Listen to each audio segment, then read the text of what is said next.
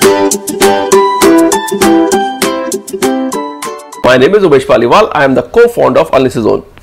Friends, yesterday national stock exchange जो एक unlisted share है उसकी एजीएम थी, एनुअल जनरल मीटिंग, और एनुअल जनरल मीटिंग के अंदर कंपनी ने अपने रिजल्ट्स अनाउंस करे हैं।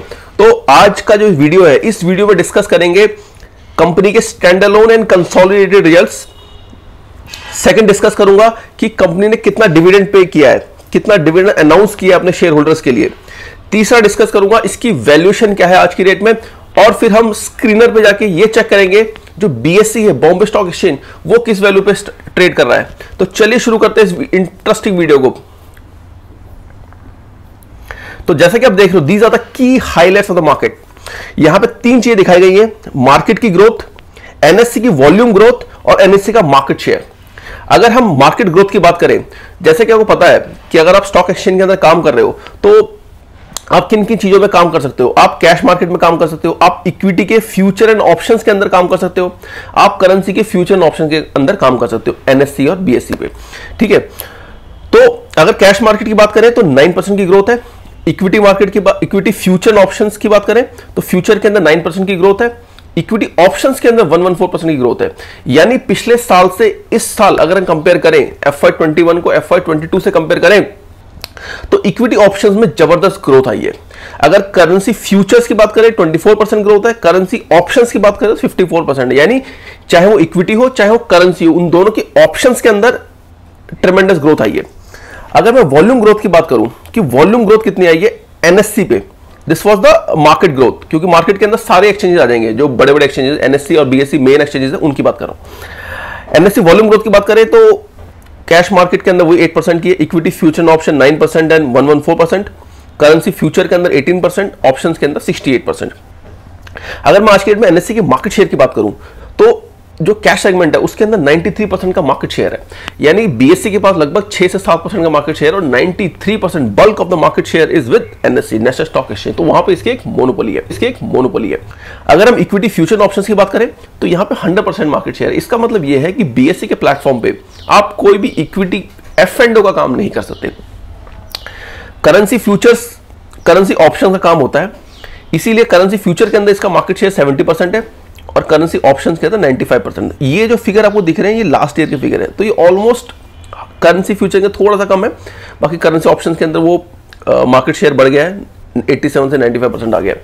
तो की हाइलाइट्स ये बताती हैं कि एनएससी डोमिनेट करता है इंडियन कैपिटल मार्केट को।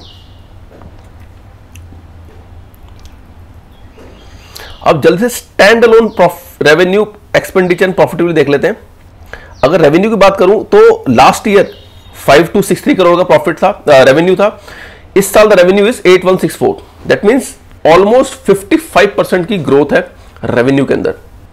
खर्चों की बात करें, if I talk about expenditure जो है वो लगभग 2281 करोड़ का है, जो लास्ट ईयर 1368 करोड़ का, तो लगभग 28% है रेवेन्यू का, जो कि लास्ट ईयर 26%, यानी 2% ही एक्स्ट्रा एक्सपेंडिचर बढ़ा है ऑन रेवेन्यू। अगर प्रॉफिटेबिलिटी बात करूं तो डायरेक्ट हम पैट देखते हैं, प्रॉफिट आफ्टर टैक्स 294 करोड़ का था लास्ट ईयर, इस बार आया 4400 करोड़ का, ऑलमोस्ट 54% की ग्रोथ है।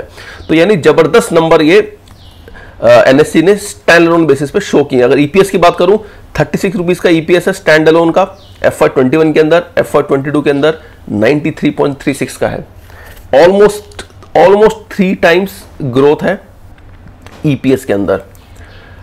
वही चीज आप रिफ्लेक्ट करिए नेटवर्थ के अंदर, जो 8169 करोड़ की नेटवर्थ थी आज 11,500 करोड़ की नेटवर्थ है।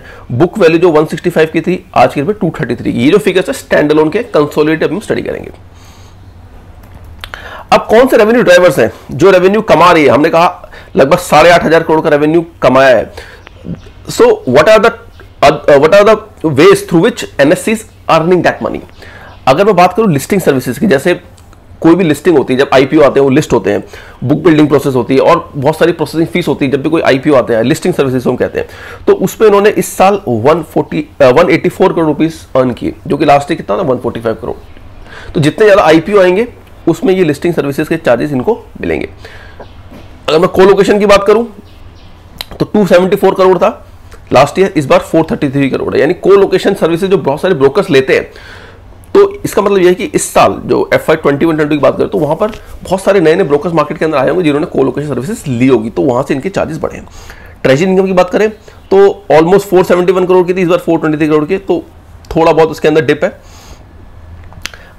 जो मेजर चंक आता है, ठीक है, मींस ऑलमोस्ट ये बात करें 70-80% के आसपास जो वॉल्यूम, 80-85% के आसपास जो वॉल्यूम क्रिएट होता है वो ट्रांजैक्शन चार्जेस से क्रिएट होता है। तो लगभग 6965 करोड़ का ट्रांजैक्शन चार्जेस हुआ। ट्रांजैक्शन चार्ज का मतलब यह है कि जितना एक्सचेंज पे वॉल्यूम क्रिएट होगा उतना इनको फीस मिलेगा। तो FY21-22 के अंदर इनका जो ट्रांजैक्शन चार्जेस से रेवेन्यू था वो 6965 लगभग 7000 करोड़ के आसपास का था, जो कि लास्ट ईयर 4200 करोड़ का था। तो वहां भी जबरदस्त ग्रोथ नजर आई, ऑलमोस्ट 64% की ग्रोथ है।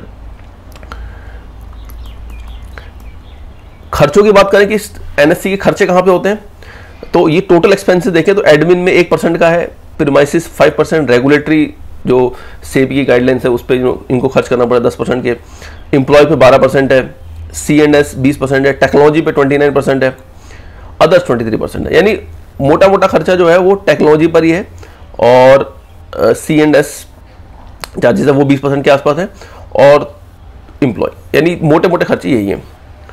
बेसिकली एक टेक्नोलॉजी बिजनेस है, ठीक है ना, आपने टेक्नोलॉजी लगा रखी है, जितना वॉल्यूम बढ़ेगा उतना रेवेन्यू बढ़ेगा।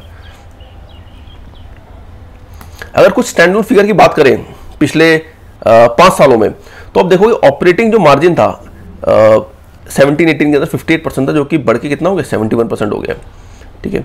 एबिटा मार्जिन की बात करें तो 69% से बढ़ के 75% हो गया। अगर मैं पैट की बात करूं तो 42% का पैट मार्जिन था, जो कि आज के डेट में कितना 54% है। यानी जबरदस्त ग्रोथ नजर आई है पिछले 4 सालों में। और ये हमने देखा है कि हमारा जो मार्केट भी चला है, मार्केट भी बहुत जबरदस्त चला है पिछले 4-5 सालों में। तो जहां पर मार्केट में ग्रोथ आएगी, मार्केट में वॉल्यूम बढ़ेंगे, मार्केट में लोगों को पैसा बनेगा, तो more and more number of investor will come into the market and more volume will be generated, and depending upon the volume NSE revenue will be generated. अगर मैं कंसोलिडेटेड की बात करूं तो कंसोलिडेटेड रेवेन्यू जो आया है वो लगभग आया है 9500 करोड़ का, जो हमने बात करी थी स्टैंड अलोन में 8500 करोड़ के आसपास था। और अगर मैं कंसोलिडेटेड की बात करूं, क्योंकि इसकी और भी सब्सिडरीज हैं, जो अलग अलग सब्सिडरीज हैं, जैसे इनकी NSE की एक अकेडमी है या डेटा सर्विसेज ये देते हैं, तो उस टाइप की जो इनकी सब्सिडरी, बहुत सारी सब्सिडरीज हैं, उन सब्सिडरीज का जोड़ दें तो लगभग 9500 करोड़ का रेवेन्यू आया है, ठीक है। ये वही फिगर्स है कंसोलिडेटेड फॉर्म में दे रखी है जो हमने डिस्कस करी थी अभी, ठीक है। तो ये थे रिजल्ट्स। तो आप देखोगे कि जो NSE के रिजल्ट्स आए बड़े ही शानदार रिजल्ट आए हैं। अगर मैं इसके डिविडेंड की बात करूं तो इस साल कंपनी ने 42 रुपीस पर शेयर डिविडेंड दिया है। लगभग इनके 49 करोड़ शेयर्स हैं, तो लगभग जो इनको 5000 करोड़ का प्रॉफिट आया उसमें से लगभग 2000 करोड़ रुपए तो उन्होंने डिविडेंड के फॉर्म में दे दिया, ठीक है। ऑलमोस्ट 40% के आसपास जो है डिविडेंड की फॉर्म में इन्होंने शेयर होल्डर्स को दिया है, which is a very good sign for the business कि बिजनेस बहुत अच्छा जनरेट कर रहा है, तो अपने शेयर होल्डर के साथ शेयर कर रहा है। अगर मैं वैल्यूएशन की बात करूं तो जो कंसोलिडेटेड EPS आया है कंपनी का वो आया है 103 रुपए का, और जो मार्केट के अंदर अभी प्राइस चल रहा है 3500 का, तो उसके हिसाब से NSE आज की रेट में आपको 32-33 के PE पे होंगे, और BSE डालोगे, BSE चल रहा है 52 के PE पे। अगर आप प्रॉफिट लॉस देखोगे तो यहां पर आपको जो ग्रोथ नजर आ रही है 630 करोड़ से 777 करोड़ की ग्रोथ है। तो अगर आप इसको NSE से कंपेयर करोगे, ठीक है, तो ये लगभग आएगा कितना ग्रोथ आएगी 630 से 777, ये लगभग 22-23% की ग्रोथ है। जबकि आप NSE के अंदर देखोगे कि लगभग 55% की ग्रोथ है रेवेन्यू के अंदर। और NSE जो है वो BSE कंपैरिजन में भी बहुत ही सस्ता है। तो अगर आप 40 रुपए का पी भी अगर दोगे, 40 रुपीज का पी एक हम अगर देते हैं, कंजर्वेटिव पी देते हैं NSE को, तो NSE का शेयर 4000 के ऊपर ये आपको कुछ महीनों में ट्रेड करता हुआ नजर आ सकता है। तो इसी के साथ इस वीडियो को मैं अंत करता हूं। Hope you have like this video. यहां मैंने डिस्कस करने की कोशिश करी कि जो इनके कल रिजल्ट्स आए हैं वो किस तरह के रिजल्ट्स आए हैं, क्या वैल्यूएशन है, BSE से कंपेयर करने की कोशिश करी। तो इसी के साथ इस वीडियो को अंत करता हूं। आप हमारे चैनल को लाइक कीजिए, सब्सक्राइब कीजिए, मैं ऐसे ही इंटरेस्टिंग वीडियो और बनाऊंगा। Thank you.